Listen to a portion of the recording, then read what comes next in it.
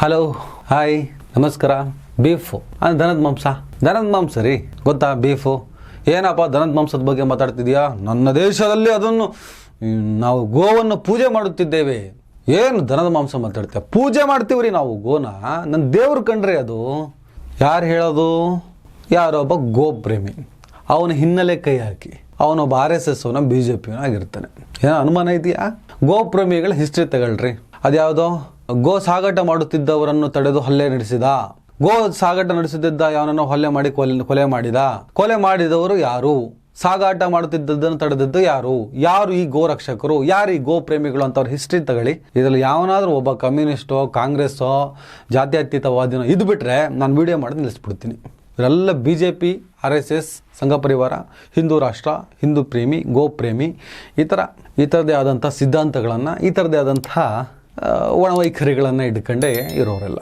ಹಾಗಾಗಿ ಇವರಿಗೆ ನಾನು ಇವರನ್ನೇ ಉಲ್ಲೇಖ ಮಾಡಿ, ಇವರನ್ನೇ ಟಾರ್ಗೆಟ್ ಮಾಡಿ, ಇವರನ್ನೇ ಮೆನ್ಷನ್ ಮಾಡಿ ನಾನು ಮಾತಾಡಬೇಕು. ಏನು ಗೊತ್ತೇನ್ರೋ? ಕೇಳ್ರ ಇಲ್ಲಿ ಅಣ್ಣಂದ್ರ, ತಮ್ಮಂದ್ರ, ಕೇಳ್ರ ಇಲ್ಲಿ. ಅದಕ್ಕೆ ಕೇಳಿದ್ದಾರೆ, ಬೀಫ್ ಎಕ್ಸ್ಪೋರ್ಟ್ ಮೋದಿ ಎಕ್ಸ್ಪರ್ಟ್ ಅಂತ title. Beef export Modi expert. ಏನಪ್ಪ ಇದು beef export Modi expert? Simple, Bharat ದೇಶ, ನೋ ಮೋದಿಯ ಭಾರತ ದೇಶ. ಭಾರತ ದೇಶ ಅಂದರೆ ನಿಮಗೆ 70 ವರ್ಷದ ಕಥೆಯನ್ನು ಹೇಳಬೇಕು. ಮೋದಿಯ ಭಾರತ ದೇಶ. ಗೋರಕ್ಷಕರ ಗೋರಕ್ಷಕರ ತಂದೆ, ಗೋರಕ್ಷಕರ ದೇವರು ಮೋದಿಯ ಭಾರತ ದೇಶ. ಗೋವನ್ನು ಪೂಜಿಸುವ, ಗೋವನ್ನು ನಮಸ್ಕರಿಸುವ, ಗೋ ಮಾತೆ, ಗೋ ಮಾತೆ ಎಂದೇ ರಾಜಕಾರಣವನ್ನು ಮಾಡಿಕೊಂಡು ಬಂದಿರುವ ಗೋಪ್ರೇಮಿಗಳ ಡ್ಯಾಡಿ ಮೋದಿಯ ಭಾರತ ದೇಶ. ಬೀಫ್ ಎಕ್ಸ್ಪೋರ್ಟ್, ದನದ ಮಾಂಸವನ್ನು ವಿದೇಶಕ್ಕೆ ರಫ್ತು ಮಾಡುವ, ಅಂದರೆ ಮಾರಾಟ ಮಾಡುವ, ಮಾಂಸವನ್ನು ಮಾರಾಟ ಮಾಡುವ. ಯಾಕೆ ಮಾರಾಟ ಮಾಡೋದು? ತಿನ್ನಕ್ಕೆ, ಮತ್ತೇನಲ್ಲಿ ಪೂಜೆ ಮಾಡಕ್ಕ. ಇಲ್ಲಿ ದನದ ಮಾಂಸವನ್ನು ಕತ್ತರಿಸಿ ಚಂದ ಪ್ಯಾಕ್ ಮಾಡಿ ಅದಕ್ಕೊಂದು ಅಲ್ ಕಬೀರನೋ ಇನ್ನೊಂದೇನೋ ಹೆಸರುಗಳನ್ನು ಇಟ್ಟು ಅದರದ್ದು ಅಪ್ಪ, ಅದ್ರ ಬಾಪು, ಅದ್ರ ಬಾಸು, ಅದ್ರ MD BJP ಅವನೇ ಆಗಿದ್ದು. ಸಂಗೀತ್ ಸೋಮೇಂಡ ತುಂಬ ಕಥೆಗಳಿದಾವೆ, ತುಂಬ ವಿಡಿಯೋ ಮಾಡಿಬಿಟ್ಟಾಯ್ತು.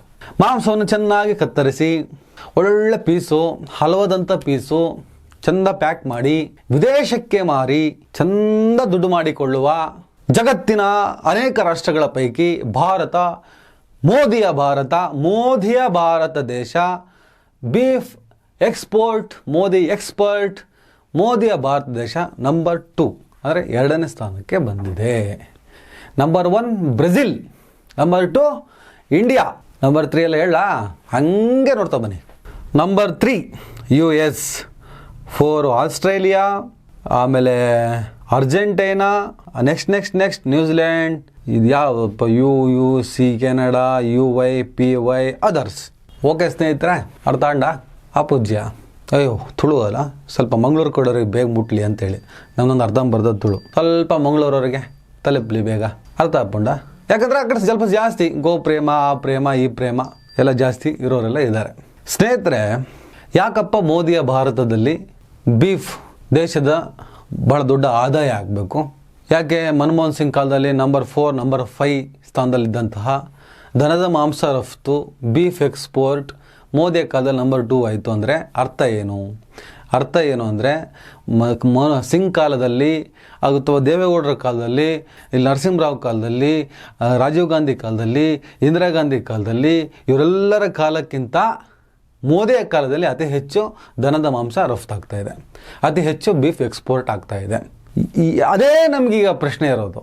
ಯಾಕಂದರೆ ಈ ಹಿಂದೆ ನಾನು ಯಾವ ಪ್ರಧಾನಿ ಹೆಸರನ್ನು ಉಲ್ಲೇಖ ಮಾಡಿಲ್ವೋ ಇವರೆಲ್ಲರ ಕಾಲದಲ್ಲಿ ಬೀಫ್ ಎಕ್ಸ್ಪೋರ್ಟ್ ಒಂದು ಲೆವೆಲ್ಗೆ ಹೋಗ್ತಾ ಇತ್ತು. ಇವ್ರು ಯಾರು ಕೂಡ ಗೋ ಪ್ರೇಮಿಗಳು, ಗೋ ರಕ್ಷಕರು, ಗೋ ಹೆಸರಿನಲ್ಲಿ ರಾಜಕೀಯ ಮಾಡ್ಕೊಂಡು ಬಂದವರಲ್ಲ.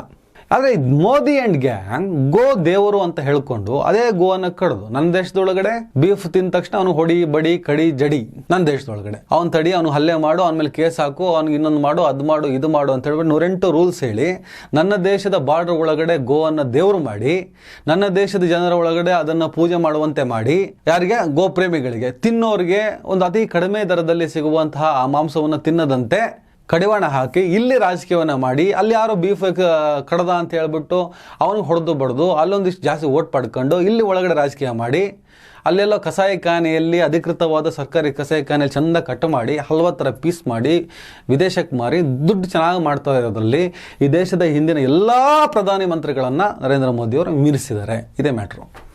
Very simple. ಬೀಫ್ ಎಕ್ಸ್ಪೋರ್ಟಲ್ಲಿ ಭಾರತ 2ನೇ ಸ್ಥಾನದಲ್ಲಿದೆ, 3-4ನೇ ಸ್ಥಾನದಲ್ಲಿ ಇತ್ತು. ಈ ಹಿಂದೆ ನಾವು ಗೋ ಪ್ರೇಮಿಗಳು, ಗೋ ರಕ್ಷಕರು ಅಂತ ಹೇಳ್ಬಿಟ್ಟು ಎಲ್ಲೂ ಕೂಡ ಬಿಲ್ಡಪ್ ತಗೊಳ್ಳದೆ, ಮಾರ್ಕೆಟ್ ಮಾಡ್ಕೊಳ್ಳದೆ, ರಾಜಕೀಯ ಮಾಡದೆ ಅವ್ರ ಪಾಡಿಗೆ ಅದು ಮಾರಿ ದುಡ್ಡು ತಗೊಳ್ಳಿ. ದುಡ್ಡು ಬೇಕಾಗ್ತದಲ್ಲ ದೇಶ ನಡೆಯೋಕ್ಕೆ. ಇಲ್ಲಿ ಸಿಕ್ಕಾಪಟ್ಟೆ ದನಗಳಿದ್ದಾವೆ.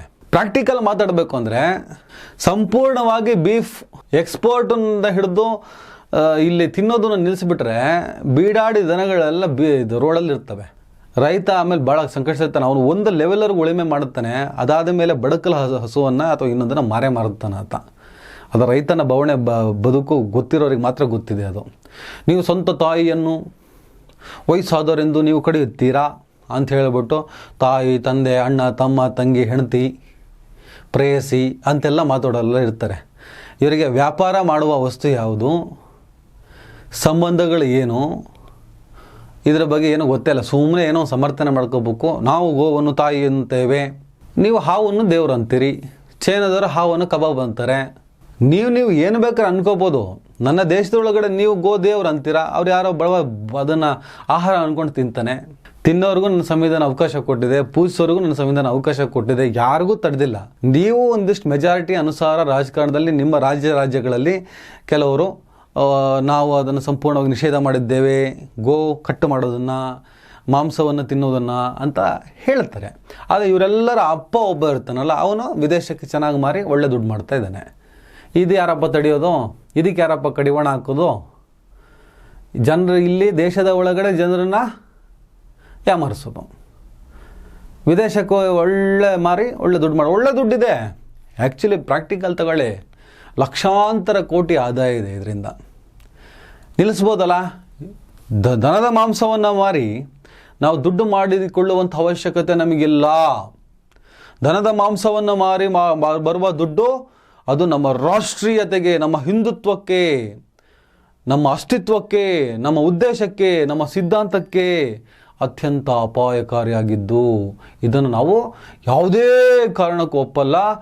ಅಂತಹ ದುಡ್ಡೇ ಬೇಕಾಗಿಲ್ಲ, ಬೇಕಾದ್ರೆ ಭಿಕ್ಷೆ ಬೇಡಿ ತಿಂತೇವೆ ನಾವು. ಅಲ್ಲ, ಅದು ಆಲ್ರೆಡಿ ದೇಶ ಆ ಪರಿಸ್ಥಿತಿ ಬರ್ತಾಯಿದೆ, ಅದು ಬೇರೆ ಅಂತ ಹೇಳ್ಬೋದಲ್ಲ. ಅದನ್ನೂ ಮಾಡಿದೆ, ಇದನ್ನು ಇಲ್ಲಿಂದ ದುಡ್ಡು ತಗೊಂಡು ಇಲ್ಲೂ ಜನರು ಯಾಮಾರಿಸ್ಕೊಂಡು ಇಲ್ಲಿ ಒಂದಿಷ್ಟು ಜನ ಗೋರಕ್ಷಕರು ಅಂತ ಹೇಳ್ಬಿಟ್ಟು ಎದೆ ಉಬ್ಬಿಸ್ಕೊಂಡು ಒಂದಿಷ್ಟು ಜನ ನಡೆಯೋದು. ಅದನ್ನು ಜನ ನಂಬ್ಕೊಂಡು ಹೆಂಗೆ ಗೋರಕ್ಷಣೆ ಮಾಡ್ತಾ ಇದ್ದಾರೆ ಇವರು ಅಂತ ಹೇಳ್ಬಿಟ್ಟು ಇವರನ್ನು ಮತ್ತೆ ಒಂದಿಷ್ಟು ಓಟ್ ಹಾಕಿಬಿಟ್ಟು ಗೆಲ್ಲಿಸೋದು. ಅವರು ಅಲ್ಲಿ ವಿದೇಶದವ್ರು ಚಂದ, ನಮಗೆ ದೇವರು ಅಲ್ಲೇ ಒಳ್ಳೆ ಫುಡ್ಡು, ಒಳ್ಳೆ ತವಾ ಫ್ರೈ ಏನೋ ಫ್ರೈ ಮಾಡ್ಕೊಂಡು ಸಾಕು ಹತ್ತಾಗಿ ತಿಂತಾ ಇರ್ತಾರೆ, ಬಿರಿಯಾನಿ ಮಾಡ್ಕೊಂಡು.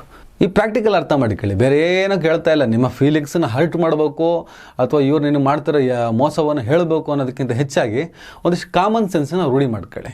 ಕಾಮನ್ ಸೆನ್ಸ್ ಇರಲಿ ತಲೆಯಲ್ಲಿ. ಪ್ರಾಕ್ಟಿಕಲ್ ಅರ್ಥ ಮಾಡ್ಕೊಳ್ಳಿ. ಇಲ್ಲ ಗ್ರೌಂಡಲ್ಲಿ ಏನು ಹೇಳ್ತಾರೆ, ಅಂಡರ್ಗ್ರೌಂಡಲ್ಲಿ ಏನು ಕೆಲಸ ಮಾಡ್ತಾರೆ, ಅಲ್ಲೇನು ಮಾಡ್ತಿದ್ದಾರೆ, ಇಲ್ಲೇನು ಮಾಡ್ತಿದ್ದಾರೆ. ಒಂದಿಷ್ಟು ನಾವು ತಲೆಯಲ್ಲಿ ಸಗಣಿಯನ್ನು ತುಂಬ್ಕೊಂಡಿದ್ವಲ್ಲ, ಆ ಸಗಣಿಗೆ ಸ್ವಲ್ಪ ನೀರು ಹಾಕ್ಬಿಟ್ಟು ತೊಳೆದು ಕ್ಲೀನ್ ಮಾಡ್ಕೊಂಡು ಯೋಚನೆ ಮಾಡಿ. ಆವಾಗ ಎಲ್ಲದೂ ಅರ್ಥ ಆಗ್ತದೆ. ನಮಸ್ಕಾರ.